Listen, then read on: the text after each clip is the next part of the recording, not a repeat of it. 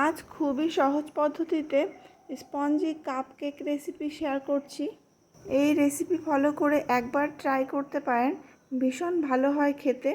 তো রেসিপিটি তৈরি করার জন্য আমি প্রথমেই একটা পাত্রে একটা ডিম ভেঙে নিয়েছি। এখানে দিয়ে দিলাম 3 টেবিল স্পুন চিনি। এবার চিনি দিয়ে বেশ ভালোভাবে মিশিয়ে নেব, যত সময় না ডিমের সাথে চিনিটা ভালোভাবে গুলে যাচ্ছে। চিনিটা দানা দানা থাকলে হবে না, বেশ ভালোভাবে মিশিয়ে নিতে হবে, একটু সময় ধরে মেশাতে হবে। আর 1 টেবিল স্পুন সাদা তেল দিয়ে দিলাম। তেল দিয়ে আবারও ভালোভাবে মিশিয়ে নিলাম। এবার দিচ্ছি হাফ টিস্পুন ভিনিগার দিয়ে আবারও মিশিয়ে নিলাম। তারপর দিচ্ছি 1/4 টিস্পুন ভ্যানিলা এসেন্স। তো ভ্যানিলা এসেন্স দেওয়ার পর আবারও একটু মিশিয়ে নিলাম। এভাবে 4 থেকে 5 মিনিট ধরে আমি ভালো করে মেশাতে থাকলাম। তো ব্যাটারটা রেডি হয়ে গেল। এবার এর উপরে একটা ছাঁকনি বসিয়ে দিলাম আর তাতে ময়দা নিয়ে নিলাম মেজারিং কাপের 3 ভাগের 2 ভাগ। আর নিয়ে নিচ্ছি হাফ টিস্পুন বেকিং পাউডার আর তার হাফ বেকিং সোডা। এবার এই শুকনো উপকরণগুলি ভালো করে চেলে নিলাম, এর জন্য কিন্তু ব্যাটার খুব স্মুথ হবে আর কেকটাও স্পঞ্জি হবে। এবার আমি ভালো করে সমস্ত উপকরণগুলি মিশিয়ে নেব। তো দেখুন ব্যাটার একটু গাঢ় মনে হচ্ছে, আর একটু হালকা করতে হবে। তো তার জন্য আমি এখানে নর্মাল টেম্পারেচারে দুধ নিয়েছি, আগে থেকে জ্বালিয়ে নেওয়া ছিল।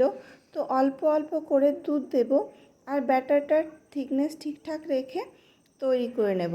তো দেখুন অল্প অল্প করে আমি দুধ দিচ্ছি আর ব্যাটারটা খুব ভালোভাবে ফেটিয়ে নিচ্ছি। এটা কিন্তু খুব ভালোভাবে একটু 5 থেকে 7 মিনিট ধরে ফেটিয়ে নিতে হবে, তাতে কিন্তু ব্যাটার বেশ স্মুথ হবে আর কেকটাও খুব ভালো স্পঞ্জি হবে। তো দেখুন ঠিকঠাকভাবে আমি তৈরি করে নিলাম। তো এই রকম ঘনত্ব রেখেছি। এবার কাপগুলোকে রেডি করে নিতে হবে। তো খুব অল্প পরিমাণে একটু তেল আমি সব কাপগুলিতে ব্রাশ করে দেব। এখানে আমি সেরামিকের কাপ ব্যবহার করছি, আপনারাও চেষ্টা করবেন সেরামিকের কাপ নেবার, তাহলে কেকগুলি আনমোল্ড করতে খুব সুবিধা হবে। তো যাই হোক, কাপগুলিতে আমি এক এক করে ব্যাটার দিয়ে দিচ্ছি। কাপের অর্ধেকটা করে দিয়ে দেব, কারণ কেকটা যেহেতু ফুলে কাপটা কিন্তু ভর্তি হয়ে যাবে। তো আমি এখানে 3টে কাপেই কাজ মিটিয়ে নিলাম, 4টে কাপের আর দরকার হলো না, যদিও আমি 4টে কাপ রেডি করেছিলাম।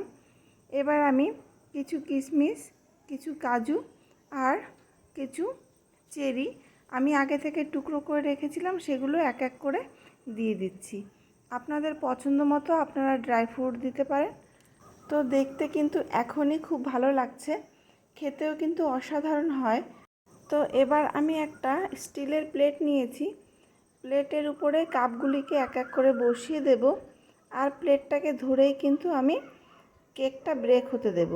তো এদিকে আমি একটা কড়াই প্রিহিট করে নিয়েছি, আগে থেকে কড়াই গ্যাসের উনানে বসিয়ে রেখেছিলাম। তো কড়াই বেশ ভালোভাবে গরম হয়ে গেছে, মিডিলে একটা স্ট্যান্ডও বসিয়ে নিয়েছিলাম।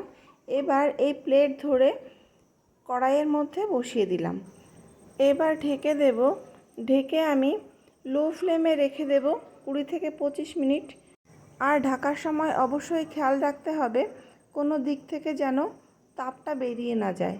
এবার ফিরে এলাম 20 থেকে 25 মিনিট পর। তো দেখুন কেকগুলো সম্পূর্ণ রেডি হয়ে গেছে। আমি তবুও একটা টুথপিক দিয়ে দেখে নিচ্ছি। তো দেখুন টুথপিকের গায়ে কিন্তু একটুও লেগে নেই, সম্পূর্ণভাবে কেক রেডি। দেখতে কিন্তু ভীষণ ভালো হয়েছে আর অনেকটা ফুলেছে। এবার আমি একটা ছুরি দিয়ে সাইড থেকে এভাবে ছাড়িয়ে নিচ্ছি। তো এবার কিন্তু কাপটাকে উল্টে দিলেই কেকগুলো বেরিয়ে আসবে। দেখুন নিচটাও কিন্তু ভীষণ সুন্দর হয়েছে আর দেখুন কতটা স্পঞ্জি হয়েছে। তবে আজকের মতো এই কাপকেকের রেসিপি এই পর্যন্তই। ফিরে আসবো আবারও নতুন কোনো রেসিপি নিয়ে, ততক্ষণ ভালো থাকবেন।